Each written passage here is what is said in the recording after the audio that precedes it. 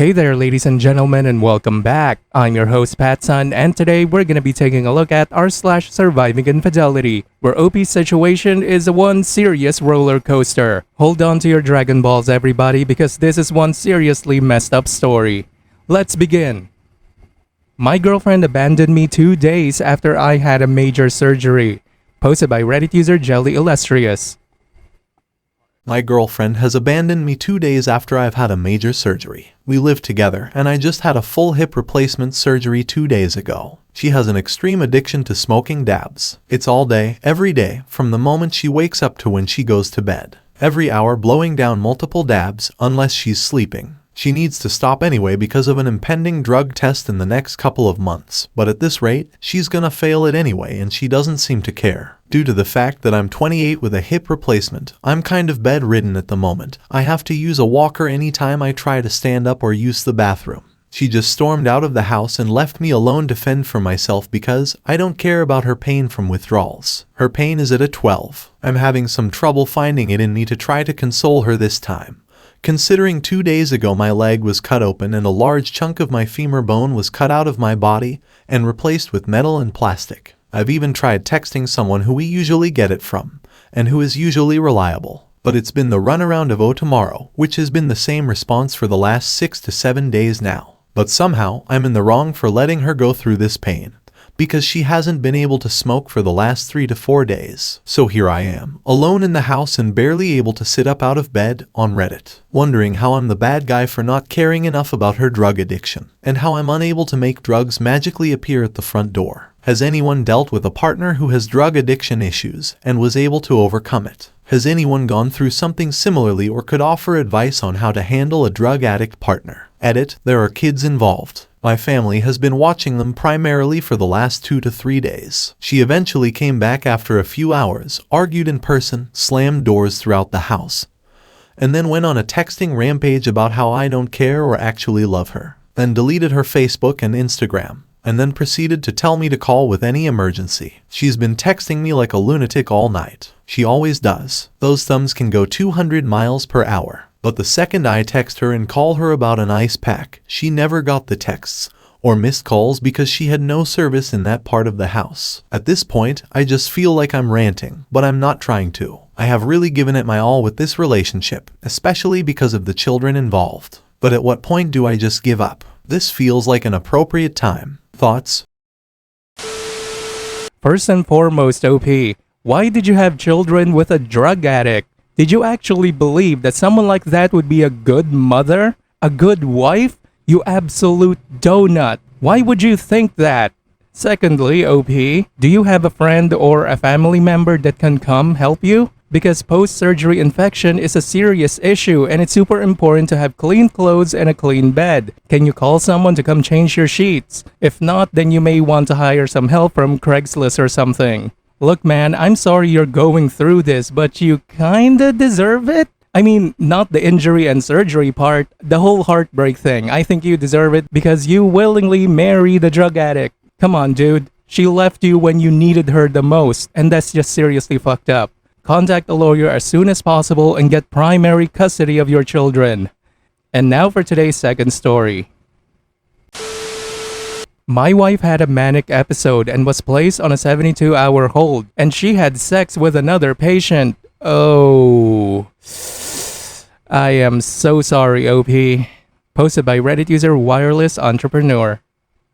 My wife started having some weird issues 1 week while I was traveling. Talking in riddles, chanting, behaving oddly. She was giving things away, throwing out things that were plastic. Was hearing voices, threw her and our daughter's phones in the lake. Called me and told me to delete some of our friends' numbers because they were bad spirits. Somehow, she lost $100,000 that we had stored away for an extreme emergency. Since we had recently moved, I hadn't yet put it into safe. One of the nights I was away, she was out knocking on neighborhood doors at 2 a.m. The police called me when they found her due to someone calling them, but I missed the call. They called my son who then called me. She made it back home okay, but had thrown her and our daughter's phone in the lake. I didn't know this yet. She sent me an email at 3 a.m. from her computer saying she was okay and she and our daughter had lost their phones. I got home the next day and she welcomed me as I arrived. She seemed very euphoric and happy to see me, but was talking tangentially, but overall seemed normal. The next day I found her digging in the backyard with her bare hands. I told her we should go to the hospital and have her checked out. She said okay. I got her cleaned up. At this point, she said she was tired, so I put on some soft music and had her take a nap. I ordered food while she slept, and when she got up we ate, watched a little TV, and then she was tired, so we went to bed. Everything seemed okay. The next morning at 5 a.m. she started talking and rambling about spirits and government conspiracies. I told her I was still tired and to go back to sleep. She got up, I went back to bed. When I got up I found all the doors open, and the pets wandering the neighborhood. I went looking for her and couldn't find her. When I got back to the house, she had our dog. By the way, she spent $5,000 on a dog we didn't want or need and couldn't really take care of that week, in her arms, and she said she needed to return it to the neighbor. It was theirs. I told her no, she had just bought it. There is more craziness, but I don't have energy to type it all. I said let me put him away and let's go. We went to the ER to get her checked out, and they wound up putting her on a 72-hour hold. I had no idea what that was, but they took her out of my care and forced me leave the hospital. The doctor later told me it was some type of manic episode and they would take care of her. I called every hour on the hour checking on her, and they didn't have a bed, but they had medicated her and she was resting. Finally, around 1 a.m. they transported her to a psych facility where they were to help her. I called the facility around 8 a.m. to check on her and they said she was resting peacefully. They told me they had a visiting hour at 11 a.m. to 12 noon. The place was an hour away, so I left at 9:45 a.m. and was there to see her at 11 a.m. I had to walk through 3 locked doors, badged doors, and was escorted and watched by a security officer at all times. Then I had to wait in the visitation area for her. She comes walking in very euphoric. Hi sweetie, although she had a bit of issue with her speech. Comes up and hugs me, although walking slowly and gingerly. I hugged her tight and said how are you doing? She says I just had sex. I said huh. She said yeah. I said with who? I figured she was hallucinating. She said a guy here. He said he was you, that he was my husband. But then once we were having sex, he said he is Johnny and he is going to be my new boyfriend. I was stunned and knew she was in a fragile state and didn't say much more about it. I was in shock. I reported it to the facility after visiting time with her was over and they told me I had to leave. I asked for an administrator and talked to 2. They told me it happens sometimes but they would investigate. They take all allegations seriously, and they would be calling in the police. They then started stonewalling me and giving me little bits and pieces, saying it was a privacy issue, and patients were entitled to privacy. I told them I had a medical power of attorney we both have on each other, but that didn't help. She wouldn't share any of her rest results, any of the meds they were giving her. Nothing. The second day I came to see her, she was so drugged up she couldn't even talk. They still wouldn't give me details. One person told me the incident happened at 9:40 a.m. I had gotten there at 11. The police report confirmed all of the facts as they had interviewed both parties and a witness. They said no charges as both parties said it was consensual, so there was no more investigation. I am crushed by it. Part of our bond has been that we have both been so in love for 23 years and haven't wanted others. One of her phrases is my body is my temple. The moment I would break, that would be the end of us. Again, it is crushing to read the police report of what she said and what the witness found. She is home and doing much better and is attending therapy and taking her meds. At her last therapy session, her therapist asked if she wanted me in the session and she said sure. They talked about all sorts of stuff, and at one point she talks about an incident I had heard of before, when the husband of one of her friends had grabbed her breast and she was freaked out by it. Except this time the story goes on and she said he did that and then we had sex. I am sitting there on the couch next to her, stunned again. Now it was like 14 years ago, but this is the first time I am hearing this, and I thought we shared everything.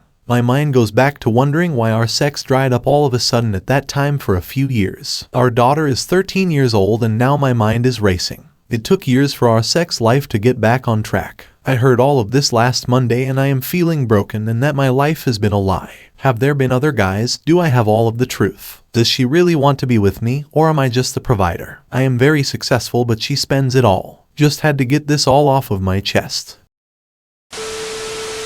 My goodness me, OP. How can sex be consensual when the party involved is an inpatient for manic episodes of hallucinations? They are there because they cannot control themselves because they are sick. They are there so that others can maintain a safe distance on their behalf because they can't do it for themselves. You need a lawyer to go after that damn hospital. That is some serious shady shit. Saying that sex between two people during manic madness is consensual is just as bad as saying it's not rape if the other person is so drunk they can't say no. OP, I strongly suggest that you go talk to a lawyer. And as for your wife's infidelity, dude, talk to your lawyer about it too. See what your options are because you are correct. You were just the ATM, and my dude, your wife was fucking her friend's husband 14 years ago, and your daughter is 13 years old, and you say that after that event 14 years ago, the two of you stopped having sex. Haven't you considered doing a DNA test on your daughter? OP, I'm so sorry that this is happening to you, and I'll definitely be looking out for your next update. But until then, stay strong.